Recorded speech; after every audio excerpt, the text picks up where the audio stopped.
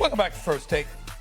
Dolphins quarterback Tua Tagovailoa has come under fire this week after comments he made following Sunday's loss to the Chargers, in which he criticized teammates for being late or not showing up at all to players-only meetings.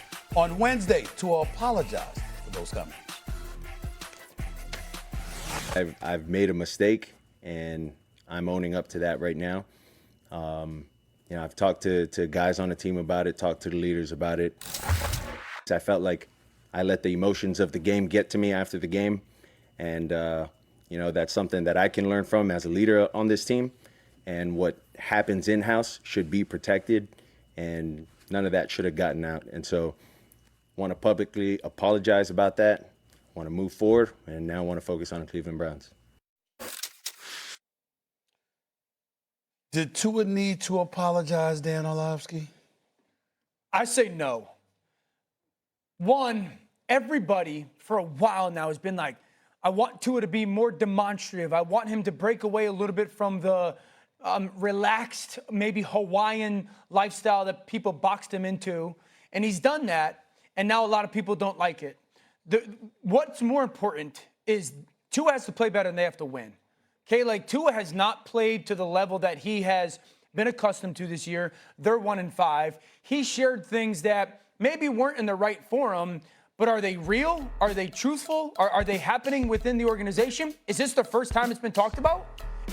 Did Tua skip over talking to about it with a teammate, or talking to about it with the leader, or talking to about it with the coach and go directly to the media? If that's the case, yes. But if this isn't the first time, here's where I settle on the whole situation, though, Stephen A. and RC, is it does feel and sound like Tua's not comfortable being in that version of a leader. It doesn't feel like he's comfortable being confrontational in that regard. I've been around a quarterback that is exceptional, trending Hall of Famer. He don't like confrontation either. He's not a confrontational dude, and so he needed people around him to handle that. It doesn't feel or sound like Tua's comfortable in that role, and he's trying to figure out the way to do it in the midst of losing, and we all know what the end result is going to be if the winning doesn't get better. That's the last part right there. It's in the midst of losing. If it was in the midst of winning, he wouldn't have to have this problem. Correct. Maybe you went out there and won some damn football games. You wouldn't have these problems. That's really what it comes down to. But go ahead, RC, your response. I mean, if you're winning, you're not being asked these questions or having this conversation. Right. And I don't feel like Tua needed to apologize, but I'm glad he did. We live in this world where people say and do things that are hurtful, and they don't care what their perception is. So they don't apologize. They don't take account. That's the intent. And then sometimes it is their intent. Tua Tagovailoa is trying to lead this team. And author Jocko Willink, who is an ex-Navy SEAL, has this book called Extreme Ownership. And in that book, he talks about this process where they're being interrogated, or they're talking about this mission that went wrong. And in asking about how the mission went wrong, the leader of the group says, well, such and such did this, or this part didn't work out, or this thing went wrong. And they keep saying, no, that's not what went wrong. That's not what went wrong. And eventually they get to the point where the leader goes, well, it was all on me.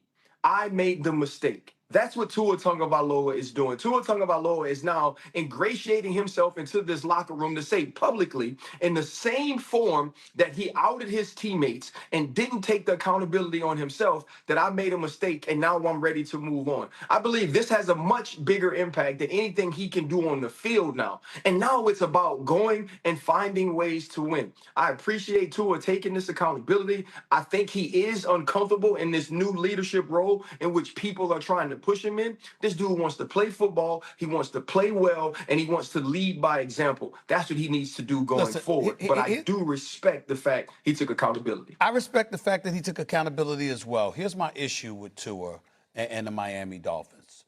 First of all, your coach. He's clearly not a leader. He's a brilliant offensive mind, but he's not a leader of men, which I think a head coach needs to be, because if he were, you're not having these kind of problems, even if you're struggling winning football games. The Miami Dolphins are Mike McDaniel specifically, is 1-15 in his last 16 games against teams with winning records. 1-15.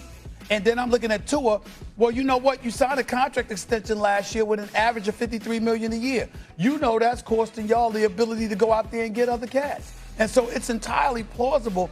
You see, when you're out there in a press conference, fellas, RC and DO, and you're saying what you're saying, it's entirely plausible that the frustration of winning is not, or not winning, is not all that there is to this.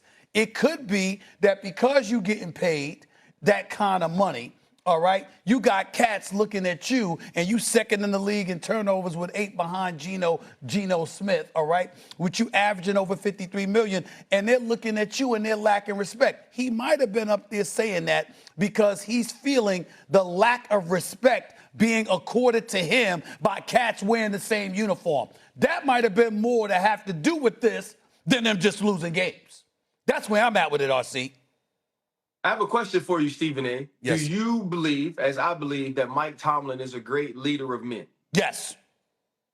We've seen things or different things come from that locker room that we don't expect to come from locker rooms with great leaders of men, which to me says the players lead more than the coach. The coach sets the culture, but the players have to keep it implemented in each and every single day. And so I would ask Dan, think about Bill Belichick and the way that Tom Brady was able to be coached and then find a way to communicate the culture from the top to the locker room. Do you think that can be part of this with this team as well, Dan, not having the right fabric of person in their players? 100%. And that's why I sit here and I go, this isn't a quick fix in Miami where, hey, Tua, you stink, you're gone. Mike McDaniel, you stink, you're gone. Great, we're going to be good. Like, this is a roster that doesn't have a ton of high-end talent, and it doesn't have a ton of high-end, at least publicly, leaders.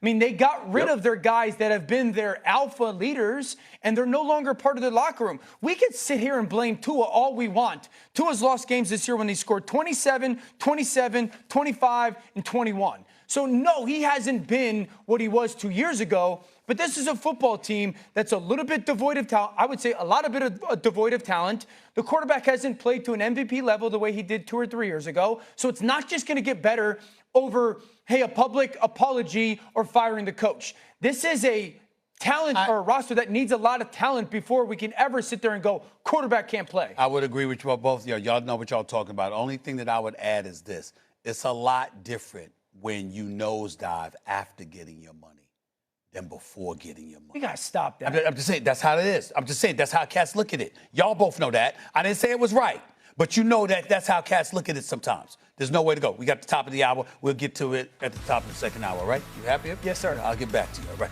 Aaron Rodgers is hoping to get the Steelers to 5-1 on the season. Will we be seeing vintage A-Rod tonight versus the Bengals? Hot take incoming. Plus, Patrick Mahomes has his top wide receiver, Rashee Rice, back on the field. How worried should the rest of the league be about how good the Kansas City offense may be? Mita Kyle joining us next.